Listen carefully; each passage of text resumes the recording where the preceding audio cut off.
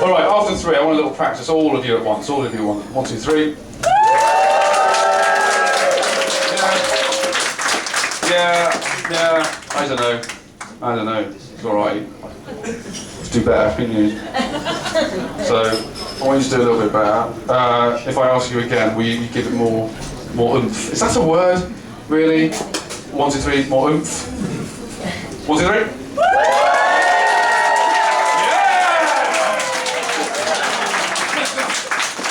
I can understand why you might be slightly reserved to do that again, given my response to that. I don't know why I did that. Just I'm successfully titillated. We can proceed with the evening. Right. So, ladies and gentlemen, I'm going to bring on the first act. I'm going to say their name, and then I want you to do all of that noise. I promise I won't touch myself. Right. Are you ready? Are you ready to meet your first fantastic act? Yeah? Okay, all right, 1, 2, 3. After I say their name, just go absolutely wild for Mark Hughes! All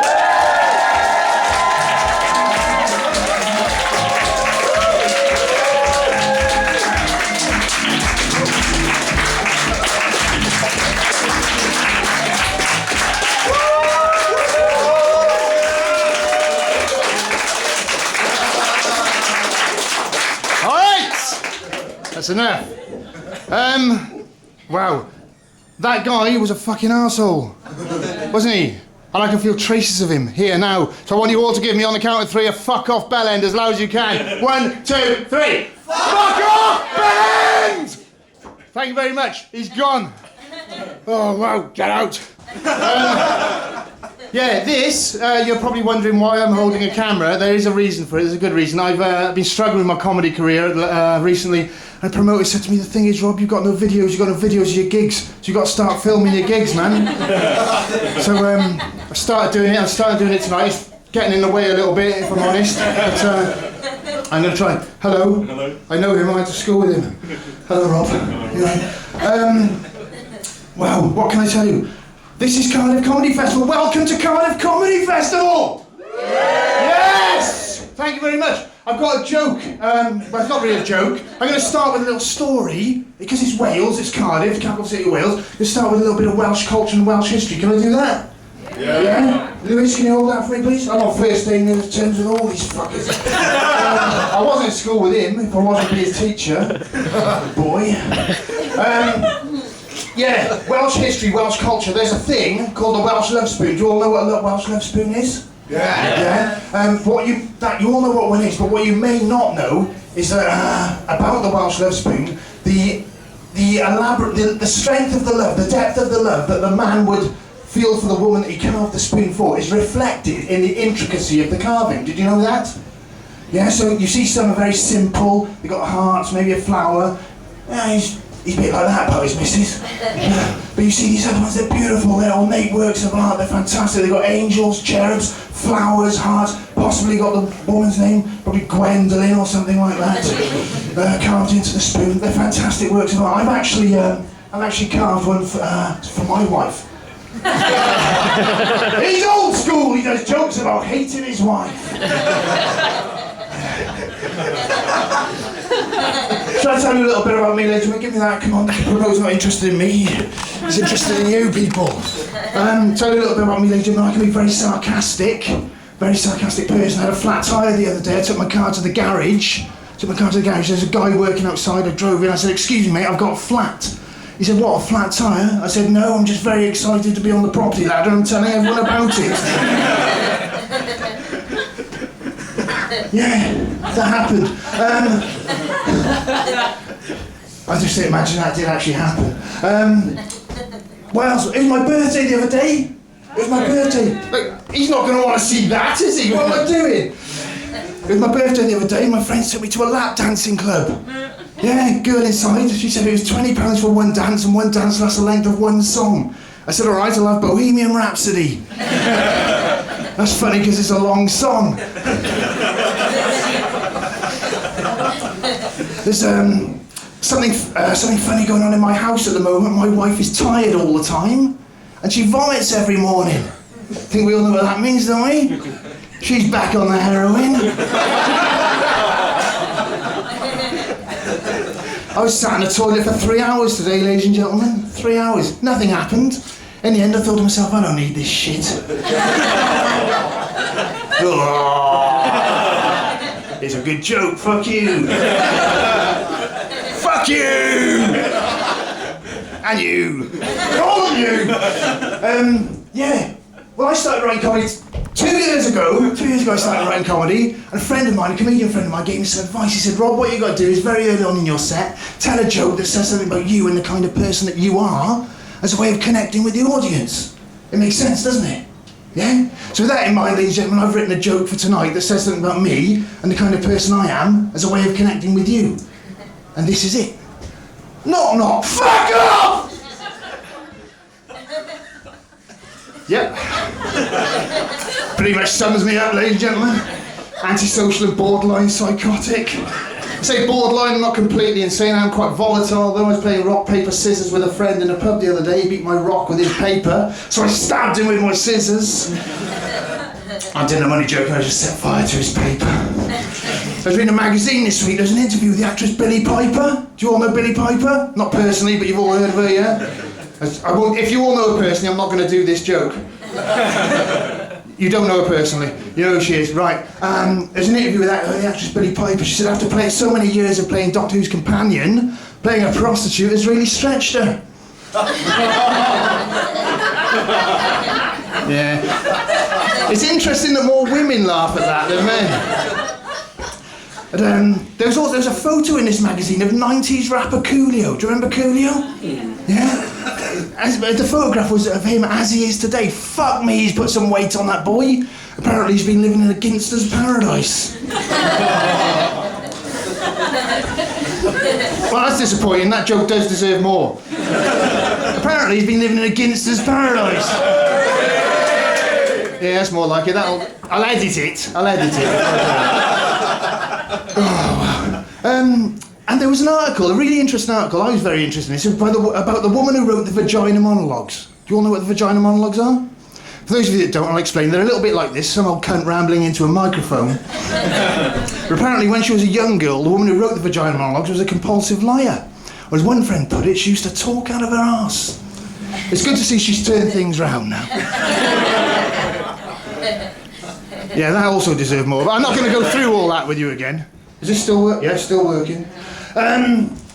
Yeah, it's good to hear you laughing, ladies, but I need that boost. I need that confidence boost on stage. I need that reassurance from you people. Because I get very nervous on stage. I'm not going to say that I'm shitting myself because I think that's a bit vulgar. But I have to admit I am emitting three-dimensional farts. I think my nervousness stems from having a lack of confidence and very low self-esteem. I've got such low self-esteem, in fact, that my idea of fantasising during sex is to close my eyes and pretend that I'm someone else. My lack of confidence was compounded recently when I was a victim of identity theft, and the thieves gave it back. And it doesn't help, ladies and gentlemen, it doesn't help that I'm not a successful man, and I'm not a successful man. This was made painfully clear to me recently when I attended a swingers party. Yeah, you're smiling, you're thinking, I want to come to the next one, sir. I attended a swingers party. Everybody in the room had to put their car keys into a bowl. My bus pass stood out like a sore thumb. But, yeah, despite all these failings, ladies and gentlemen, I did manage to persuade a woman to marry me. I persuaded a woman to marry me. She actually met my wife speed dating. Give me a cheer if you've ever been speed dating. Yep, it's always embarrassing. I met my wife speed dating. I remember the night very well. It was a Friday the 13th. That's not really relevant because I'm not superstitious and touch wood I never will be. But she sat opposite me. She was she wasn't my wife then, obviously that would have been weird. But she was a perfect stranger at the time. She said, pick 5 words to describe yourself. I said, I'm inarticulate.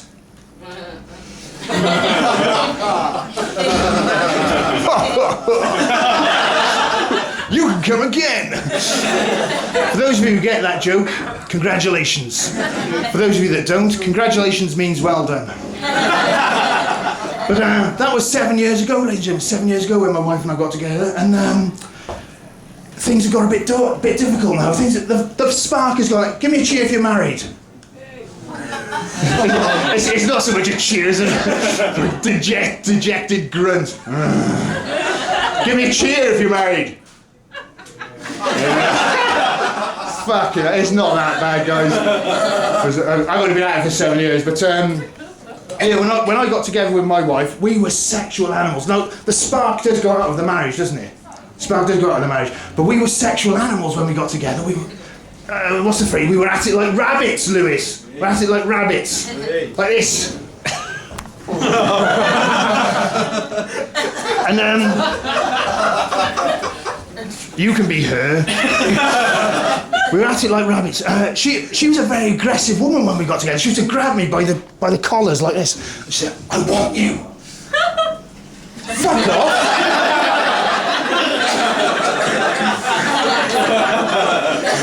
This has got zoom.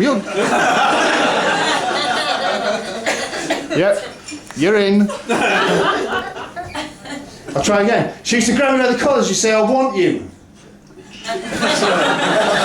It's absolutely true. And we'd make love. She doesn't say "I want you" anymore. The most seductive thing she says to me these days is, "Do you want to try and have sex?"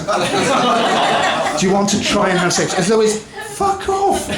As though it's become a bit of a chore. And in a sense, she is right, because it has become a bit of a chore. It's not always successful when we try to have sex. The other night, for example, we were trying to have sex because there's nothing on the telly and the kids were asleep. And I wasn't really aroused. I've got to stop doing this. The promoter's not interested in that. I wasn't really aroused. She wasn't really aroused. The best way I can think to describe it to you, ladies and gentlemen, is that it was like trying to push a flump through a polo mint. Yeah, you shouldn't laugh at that. It's actually very painful for the flump. But that was 7 years ago. And we're trying to liven things up now. We're going to a nudist convention next month. Hoping to anyway. We don't know what day it's on yet, but we will go if we've got nothing on. We went to a wife-swapping party recently. I made a bit of a faux pas, schoolboy error. I didn't realise it was just for the one night. Looked like fucking idiots turning up with all those suitcases. But it was difficult for me when I started seeing my wife because I didn't have any point of reference. The only experience I'd had with a woman up until that point had been with an escort, ladies and gentlemen. Now, before you judge me, just let me explain. I was an 18-year-old virgin, full of hormones, and I could not get laid for love nor money. That's not strictly true, is it? I was an 18-year-old virgin full of hormones and I could not get laid for love. I saw an advert in the paper. It said, "Woman offers full girlfriend experience." I dialed the number. Woman answered. I said, "Hello?" I spoke very differently back then. I said, "Hello, I'm phoning about a full girlfriend experience." She said, "Have you got £100? I said, "Yes." She said, "Be at this address tomorrow night and bring the money with you." So I went to the house and knocked on the door. This beautiful woman, Brenda, opened the door. She was wearing a silk negligee. So I'm here for the full girlfriend experience. What? I'm zooming in on you again. She said, "I'm here for the full girlfriend experience." She said, "Come inside." So I went inside, she locked the door. She went into the lounge, she sat down on a settee, and she went into a deep sulking silence and had to spend the next 2 hours working out what it was that I'd said wrong. As she told me at the time, that is exactly what it's going to be like. So that's the only point of reference I had when I started seeing my wife as a girlfriend. So I didn't know what to do, so I took her for ice cream at the seaside for our first date. Ladies, is that romantic? It's not, is it? What's that? It's just, don't sit on the fence, say what you mean. Is it romantic? Yeah, thank you very much. It's certainly cheap. It's certainly cheap. And that was my main motivation, if I'm being perfectly honest. I took her ice cream at the seaside. I was a perfect gentleman. I put a rug down on the beach. I said, "You sit there, my love, I'll get them. What would you like?" I remember she looked up at me all coquettish and shy. She said, "Oh, surprise me." So I didn't get her one. She was surprised and a little bit annoyed, if I'm honest. But yeah, it's been a difficult year for my wife and I. Last year was especially difficult because on a somber note, I don't want to bring everyone down. But her father passed away. It was especially difficult for me, right, because his funeral fell on the day of the Six Nations rugby final. And I know what you're thinking. You're thinking, selfish bastard. And to be honest with you, ladies and gentlemen, that was my initial response too. But in his defence, he didn't have a choice. Now, I love the rugby. My wife knows this. She said, I know you love the rugby. She said, but this is my father's funeral we're talking about. Why don't you meet me in the middle? Why don't we compromise? And we can record it and watch it together in the night. I said, all right. It's a bit morbid though, isn't it? I got the wrong end of the stick entirely. She wanted me to record the rugby. Anyway, I went to the funeral, of course I did. When I got there, I saw her mother. She was dressed head to toe in black. She was wearing a veil. She was bawling her eyes out. I looked at her, I said, morning. I know. As soon as I had said it, I realised how inappropriate it was. It had gone 12 o'clock. I'd missed my window for the morning joke, which in hindsight is why I think she didn't laugh. But I tried to console her with some words of comfort. I said, at least he had a good innings. That's what people say, isn't it? He had a good innings. I said, a good innings? What are you talking about? He was 51. I said, yes, well, I'm shit at cricket. Can I tell you one more? Have I got time to tell one more story before I go? Yeah. This is lovely for me, ladies and gentlemen, to be in a pub with no nutter. I know that's not a politically correct thing to say, but you all know what I mean when I talk about the nutter in the pub, yes? Yeah? You're all looking at me like I'm the nutter in the pub. And possibly I am.